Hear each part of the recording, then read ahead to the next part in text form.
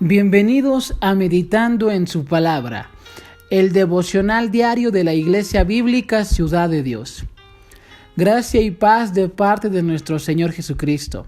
Habla tu amigo y servidor en Cristo, Brandon Soto López. En esta ocasión estamos estudiando el libro de Gálatas, capítulo 1, versículo 1, el cual dice de la siguiente manera: Pablo, apóstol, no de hombres ni por hombres, sino por Jesucristo y por Dios el Padre que lo resucitó de los muertos. Fin de la cita. Uno de los propósitos por los cuales Pablo se ve en la necesidad de escribir esta carta es porque los cristianos de la ciudad de Galacia habían abandonado el evangelio de la gracia de Jesucristo por abrazar un evangelio diferente, y todo supuesto evangelio que niegue la suficiencia del sacrificio de Cristo, el cual nos justifica únicamente por gracia y únicamente por medio de la fe, es un evangelio falso, tal como él mismo lo dice en el versículo 7 del capítulo 1. Cito: no que haya otro, sino que hay algunos que perturban y quieren pervertir el evangelio de Cristo. Fin de la cita.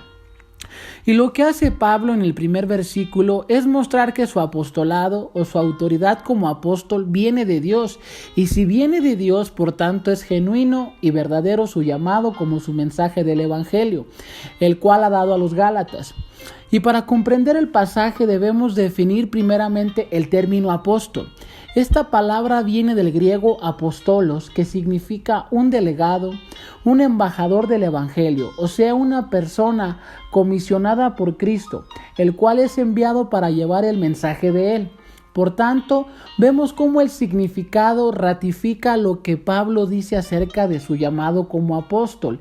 Él dice literalmente en el versículo 1, apóstol no de hombre ni por hombre, ya que para poder cumplir con el requisito que nos da la definición de la palabra sobre un apóstol, debe ser una persona ya sea instruida directamente por Cristo o, como en el caso de Pablo, a través de una revelación de igual manera recibida directamente por Cristo. Por tanto, todo aquel que traiga un evangelio diferente a la enseñanza de Jesús es un falso apóstol. Así como también hay falsos profetas y falsos maestros, también han existido falsos apóstoles. Entonces, ¿cómo sabemos si alguien es genuino en su llamado o en mi propio ministerio, cualquiera que éste sea? Número 1. Debe ser un llamado de Dios y no del hombre, así como Pablo lo afirma, no de hombres ni por hombres, ya que hay personas puestas por el hombre, otras puestas por sí mismas y otras, las verdaderas, puestas por Dios. Es en este punto donde debe de haber en nosotros un deseo de hacer la voluntad de Dios y servirle en el área que Dios quiere, ya que a estas alturas no basta con servir a Dios, sino es el ministerio o llamado que tiene para tu vida.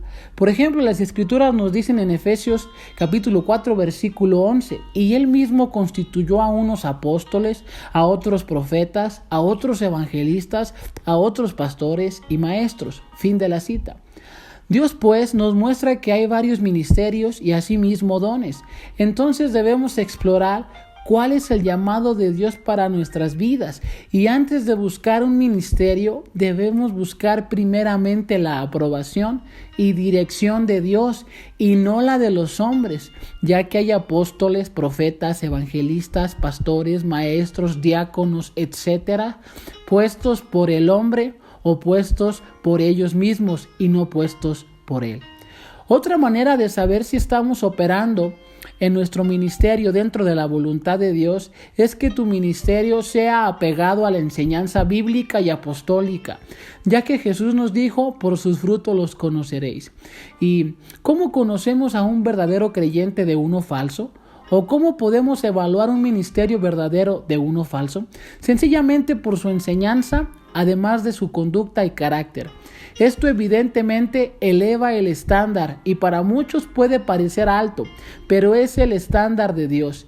Y creo que en este punto todos absolutamente debemos pulir o perfeccionar alguna área. Por ejemplo, Los falsos maestros y demás deben arrepentirse primeramente y volverse a Dios y dejar que Dios trate con sus vidas, ya que de lo contrario hay una condenación tremenda, debido a que por su culpa han hecho de las personas más merecedoras del infierno, tal como Jesús lo expresó en el Evangelio de Mateo, capítulo 23, versículo 15, cito: «Ay de vosotros, escribas y fariseos hipócritas, porque recorréis el mar y la tierra para ser un prosélito, y cuando llega a hacerlo, lo hacéis hijo del infierno 2 veces más que vosotros».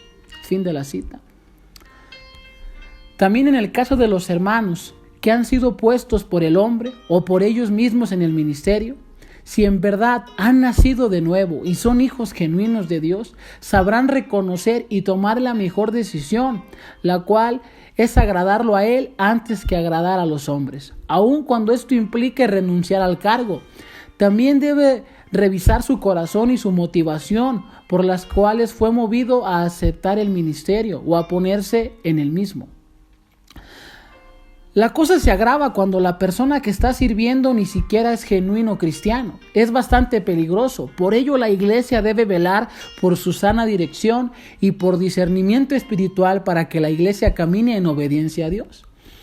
También hay hermanos con un llamado verdadero, pero han sido ligeros en su enseñanza, al hacerla poco bíblica o poco profunda en la verdad de Dios. Delante de Dios tienen el deber de escudriñar y amar más la verdad de la palabra para poder dársela a los hermanos y servir mejor a la grey de Dios. En este caso, los hermanos ocupan mayor diligencia en el conocimiento de Dios, ya que Dios desde el Antiguo Testamento nos viene diciendo en el libro de Oseas capítulo 6 versículo 6: «Porque misericordia quiero y no sacrificios, y conocimiento de Dios más que holocaustos».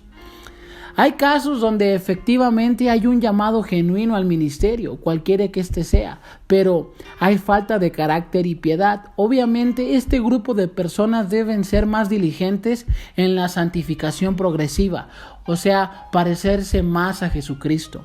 Y eso tampoco lo podemos hacer si no hay oración constante y si no hay un estudio profundo de la Biblia. Y todo esto basado en la premisa de que el que comenzó la buena obra en nosotros la perfeccionará hasta el día final. Los de mala conducta que en verdad han sido llamados deben vivir vidas piadosas para que cobre sentido su llamado. Y la iglesia, como las personas, puedan corroborar dicho llamado, ya que nadie que diga ser hijo de Dios o servidor de Dios puede seguir en tinieblas. Por eso Pablo le dice a Timoteo que los diáconos o servidores sean puestos a prueba, porque nadie que quiera servir a Cristo debe tener vidas inmorales, impías. Eso en cuanto al carácter, pero también todo aquel que quiera servir al Señor debe prepararse como obrero que no tiene de qué avergonzarse.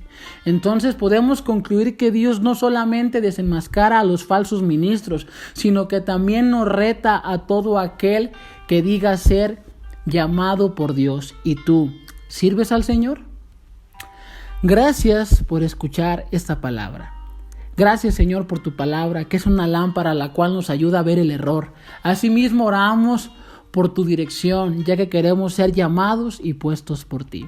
Comparte esta palabra y así llevémosla hasta los confines de la tierra.